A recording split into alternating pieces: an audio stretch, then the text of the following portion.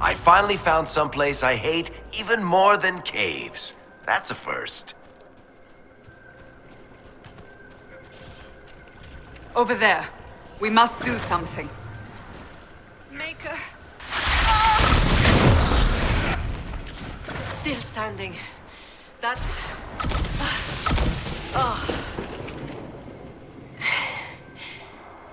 Inquisitor. Still finding it difficult to breathe, but I'm not strewn across the landscape, so thank you. I'm Colette, Professor Kenrick's research assistant. I was hoping to conduct a survey of a Tevinter ruin in the hills. I may not have chosen the best route. You're Kenrick's research assistant, so that makes you a student at the University of Orlais. It does? Why? Orlesian institutions aren't always accepting of elves. We can't all run Inquisitions, but I imagine you've caught whispers behind your back, too. The university accepts those worthy of admission, though elven students are few. How do you find it there? It's not easy, but this is what I want. And I like working for Professor Kenrick. Elven research students, where publications concerned, their work's often deemed not substantial enough for formal credit. But Kenrick cares about people who want to learn. If our research finds an audience, I know my name will be included. What were you hoping to find at the ruin? The Tevinter's time here was brief, but their architecture endured, offering shelter, forming landmarks. Ancient Avvar would have encountered these structures, which certainly predate Inquisitor Ameridan. Evaluating the ruins could offer insight into the region's history, once I can get set up. You're still going there? I've read everything we have on Ameridan, and studied up on new excavation techniques. I won't waste this opportunity. If you've a map, I can show you my destination, if you'd be interested in the findings. Be prepared. There's no telling what trouble we'll find down here. All right, never let it be said I don't pay my debts. Here you are, 5 royals. I tried to warn you. I had no idea nugs possessed such creepy little feet. The stuff of nightmares. Here, an offering for your father. From you. Inquisitor, I can't. Consider my gift to the Hold a gift to you. Though perhaps don't spread that around. But the Huntmaster... Said he'd accept an offering from the hand that gave it. I don't know what to say. Just take care of yourself. Thank you. I'm told our Huntmaster prepares an offering from Finn Coldenson. Nothing more's been said. I will only thank you for paying hospitality to an invalid. I must complete the preparations. A strange turn of events may not make Colden's journey any easier. The gods measure both outcome and the actions, or deceptions, behind it. The Inquisition has brought an offering to enter your trials. Yes! Oh, this'll be a fight to remember. I mean, enter the arena grounds. HAKKON's trials await.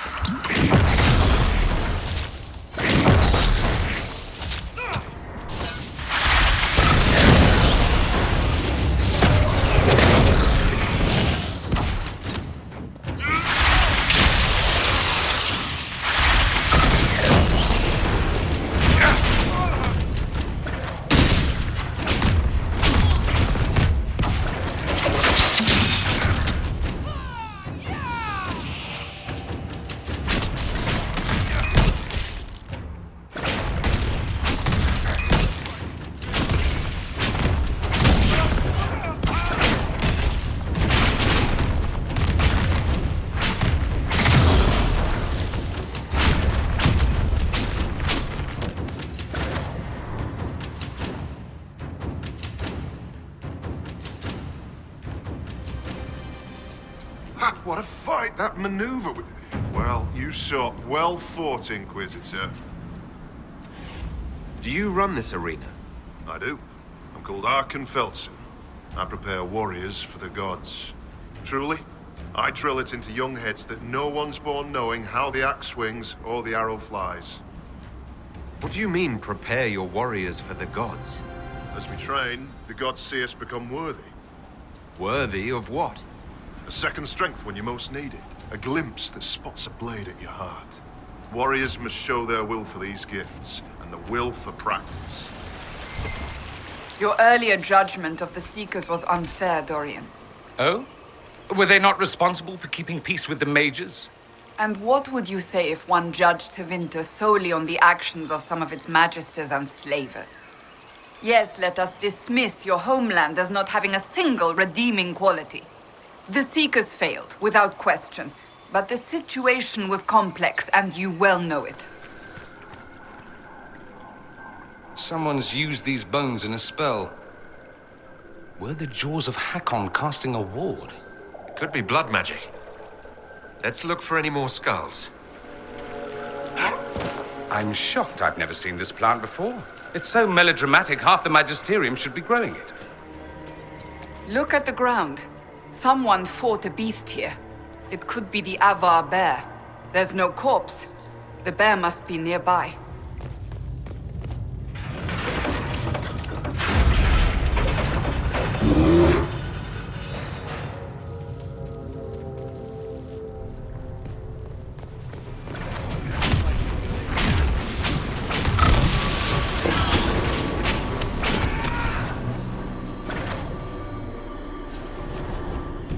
Goat-kissing, blood-drinking, Hakkonite chicken craps!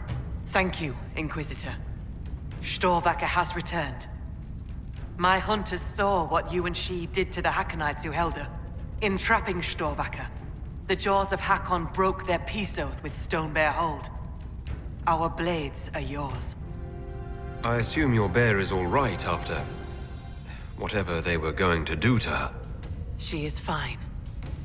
As for what they were going to do, my hunters brought items back from where they held Stórvakkr. I know what they intended. It is not something you will like. Something few Avvar would tell Lowlanders. But you must hear it. The jaws of HAKKON sought to bind their god in mortal form and bring war to the lowlands. A god? Yes. HAKKON Winter's Breath, bringer of the cold winds of war. How do you send a god to attack someone? With much blood and many foolish rituals. Though you have given them pause, they will try again. Ages ago, the old jaws of HAKKON did the same. They brought their god to life to destroy the lowlands. Their foolishness lost HAKKON to all Avvar. Now they would free him and begin again. What did you mean when you said that their foolishness lost HAKKON to all Avvar? When they bound HAKKON to mortal form, he became blood of this world. He could hear no prayers, nor speak to the augurs. All he could do was kill. Then he vanished instead of dying, as though rendered mute, lost for ages. If they sought to free him from mortal form, I could understand. Making him attack the lowlands is a fool's work. The Avvar wouldn't like the idea of war with the lowlands. Is that what your skalds say? It does us no harm to be feared. If our land is threatened, we will happily fight. And a raid here and there keeps both sides sharp. But we have no need of your lowlands. Not when our goats are fat and our fish are plenty. And not when the sky is torn with demons. Only a fool fights in a burning boat. What would happen if the jaws of HAKKON succeeded in their plan? HAKKON would come to the lowlands in the form of a great beast. The Hakkonites would join him, their numbers swelled by foolish young warriors dreaming of honor names. Even if war were needed, it should not be like that. With gods wreaking havoc in blood-soaked fields, the gods should stay where they belong. Based on what we know, what must we do to stop the jaws of HAKKON? Their hold is an old lowlander fortress. It is shielded by a great wall of ice. Magic even the Hakkonites do not know. Unravel its magic, and we will scatter their bones so the lady never finds them. We still need a way to melt the wall of ice around the HAKKONITE's fortress. Do you have any ideas? No. It is lowlander magic and nothing to do with us. Our spirit talkers are useless as battle goats. The HAKKONITES must have found the magic in the old fortress. Speak to your people. Perhaps they will know more. I found skulls with spells on them left out by the HAKKONITES. What are they trying to do? Skulls. So, bones. Magic cloaked in blood. Stone-hidden lie the tales of this hold. Here's the means to find them. Return when you've seen all the god runes, and I'll tell you why the Jaws of HAKKON did this. Why not just say what's going on? Because you hail from the lowlands. If you'd know more about the Avvar, put some effort in the knowing. Besides, those runes took me months to carve.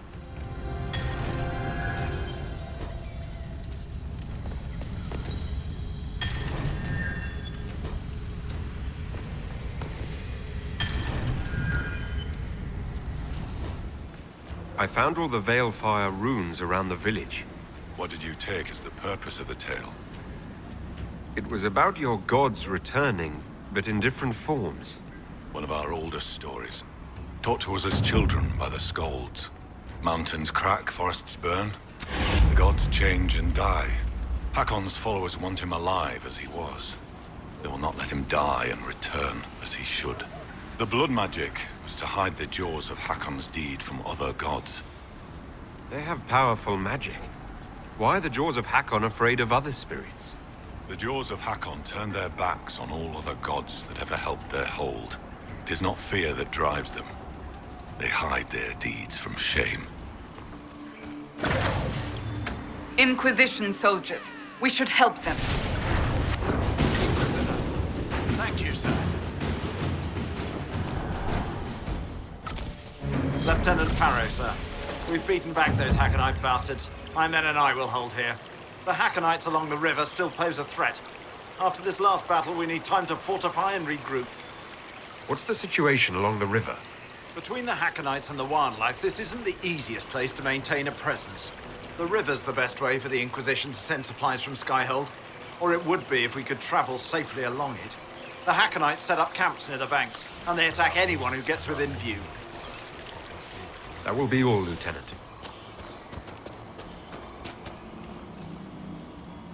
No, no, no! I cannot have guests, lowlanders, even those who don't hail from the hold. Who are you? And why are you out here? If I tell you, will you leave me be? I am Sigrid Gulsdotten, Augur's apprentice. I exiled myself from Stonebear Hold. You exiled yourself.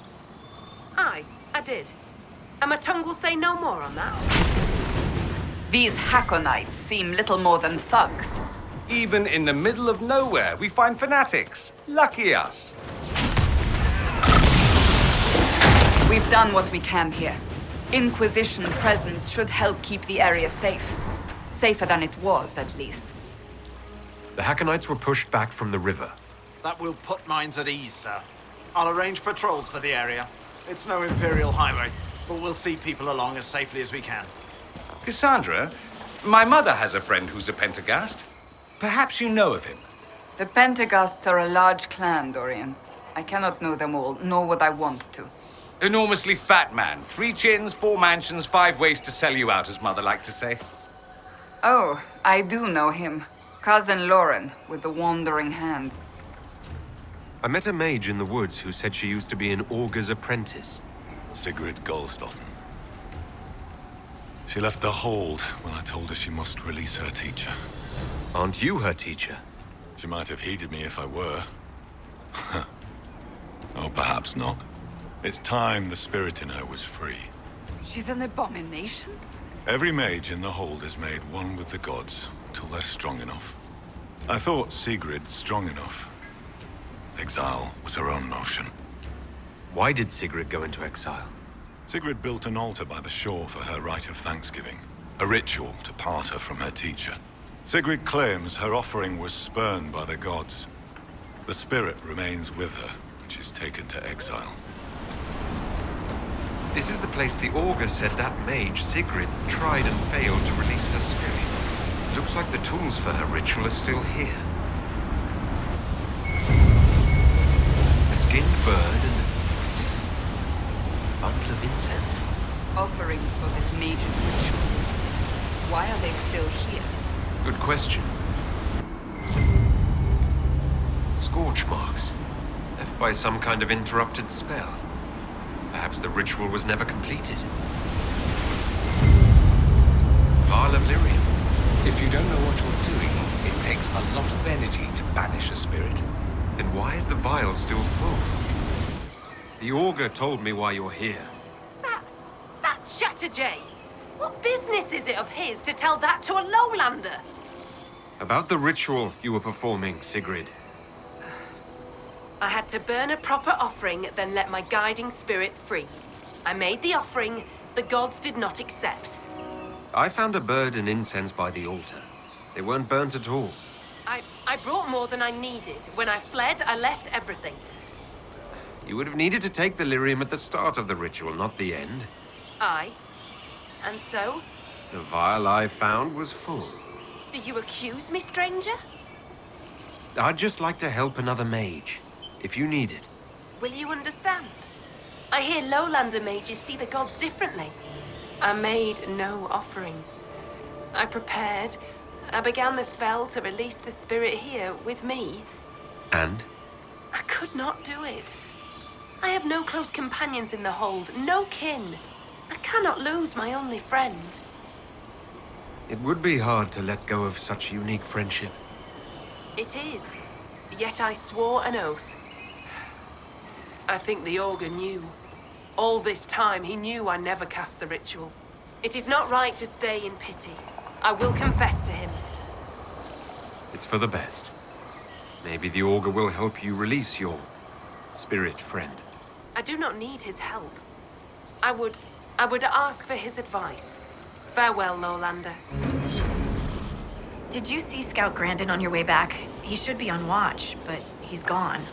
Grandin was a good friend of Jace Turbat, one of the researchers. He was killed by Hakkonites. I'm starting to worry that Grandin's gone and done something stupid. He was supposed to send word back when he reached his station, but nothing. Keep an eye out for him, please. For me.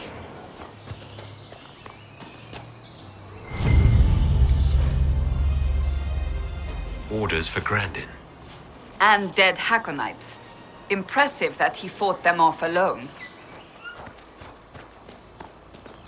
These were Hakkonites. And that's an Inquisition dagger. Harding said that scout might try something stupid. Someone's cut their way through these HAKKON warriors. I can't decide if it's impressive or disconcerting.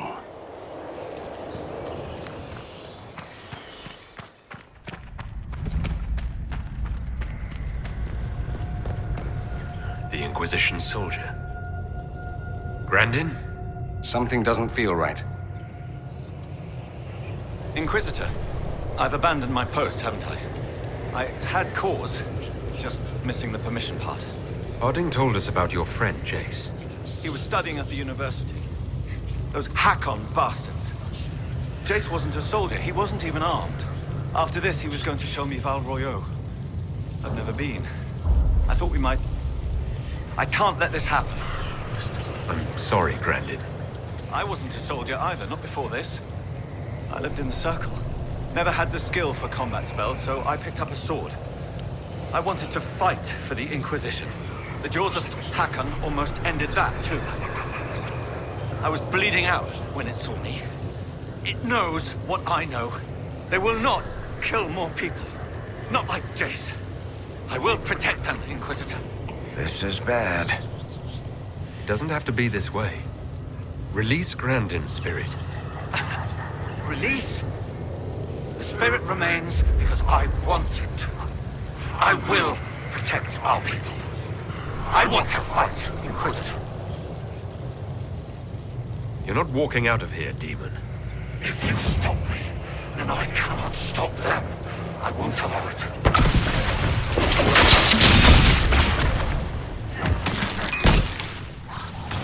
Make it take you! Have you seen the plans for the new camps? Tree houses. It all sounds awful and precarious. Don't you like the idea of tree houses? It's a good idea, in theory. Up where the wild animals can't get us. But having solid ground so far, far below me with nothing but air in between us is just... Who would have thought? Scout Harding afraid of heights. Me? No. No. I'm not afraid. Who's afraid? No one's afraid. I love being up high. Lovely views, fresh air, birds flying at my head. Yeah. I'm a little uncomfortable with heights. Don't tell anyone. I've news about Scout Grandin. Maker. Don't tell me. He's dead, isn't he? Yes. He is dead. Another one gone. Just like that. You never get used to it, do you? Maker. I'll miss him. The boy was great company. Terrible jokes, but that was a part of his charm. You know? I helped our soldiers defend against a HAKKONite raid. That's a relief. We've lost enough men to them. Runa should be here. Where did she get to? Are you looking for someone? My cousin Runa. She's off north climbing the hills instead of helping with the catch again. There's a lot of loose stone here. And an Avvar axe. They left it here to mark a trail, perhaps. The woman at the beach said her cousin Runa went climbing. Maybe this is where she began. There. Another trail marker. I think our mountain climber was here. Let's hope she's not planning to trek out to the Frostbacks. Over there. Just in time! Join the fray! The fight's a worthy one!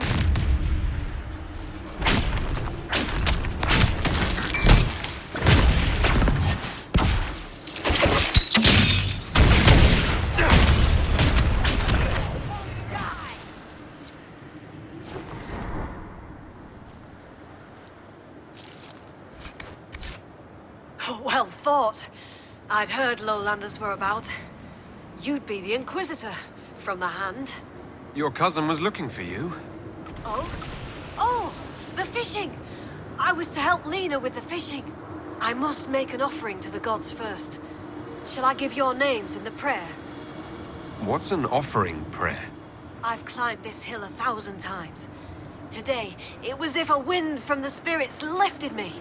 I was going to thank the gods with a brace of nugs. That beast must have scented the meat.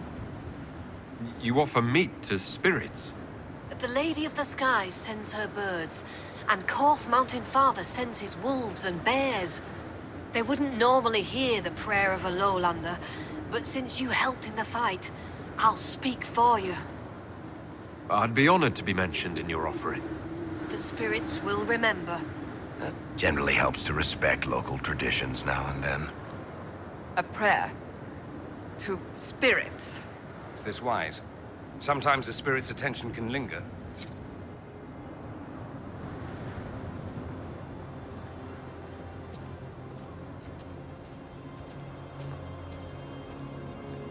The lady keeps the skies, where blows the morning wind. Korth grants mountain shelter, HAKKON blooded hide and bone. Take this gift from Runa Learsdottir, and the Inquisitor from the lands below.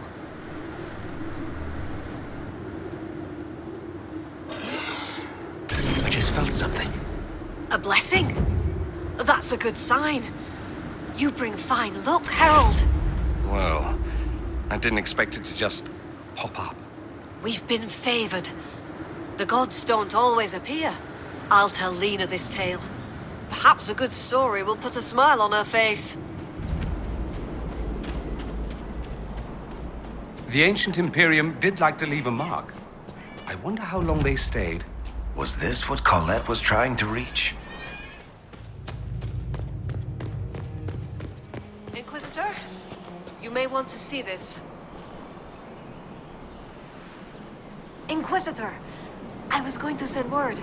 I found something. This inscription, almost completely faded, but... two stood. felled 60 true before our triumph. A breath in the hunt, and let rest the lowlanders, worthy of the lady's care. The markings and surrounding artifacts date to Ameridan's time. The references and scripts suggest Avvar. What's your theory? I need to complete a full survey and have Professor Kenrick evaluate the site himself. But this may be a tribute to Heron and Orina, Inquisitor Ameridan's companions. What do you know about Heron? When the Templar Order was first formed, Sir Heron was among its members. He's arguably the most famous of the original Templars, though he was never one of their leaders. He's better known as one of Inquisitor Ameridan's confidants. They'd known each other since youth.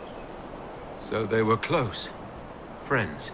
When Ameridan was made Inquisitor, Heron's position in his inner circle was assumed. A few ballads about them survive. The type with adventures and happy endings. I don't know if they're true. They remind me of my brothers, though. What can you tell me about Orina? Orina was an alchemist in Orzammar. It's said she met Ameridan while dealing with a demon, but it's not known why Ameridan was there. Demons aren't common in the deep roads, but they were a problem for the Inquisition at the time. Orina knew she could help, so she joined Ameridan. If she left Orzammar, that would make her a surfacer. She turned her back on the stone, though it's said she had few regrets. Some claim she was actually from one of Orzammar's noble families, but who can say? She never used her last name on the surface, and once exiled, the family likely struck her name from personal documents. Professor Kenrick petitioned Orzammar's Shaperate to grant access to their records, but the request was turned down. What makes you think the inscription refers to Heron and Orina? It's only a theory, but the age of the markings and surrounding artifacts match the timeline we've established for Ameridan. We know that Ameridan and his companions came into violent contact with the Avvar. I found glass fragments in the clay, several with slight veins of discoloration. Blue. Like Templar artifacts. Templars? The Templars were a new order in Ameridan's time. Given their small numbers then, few would be found outside the Chantry's reach. It's unusual to find one deep in uncharted territory, unless he traveled here for a purpose, as Heron would have. What happened here? Ameridan and his companions fought the original Jaws of HAKKON. They were outnumbered, but Ameridan had a sworn duty. Could Ameridan and Talana be skilled enough to slip past the Jaws of HAKKON? What if someone had to buy them time? If this is the resting place of Heron and Orina, it only remains because the Avvar took time to honor them. Respect for a worthy adversary? It wouldn't be out of place. What will you do with this information? Professor Kenrick will expect detailed notes on the location, stone and clay samples, and any trace artifacts I can find. If Ameridan's history is compiled, this could be worth an entire chapter. I might get credit on the inside cover. Thank you, Colette. Inquisitor.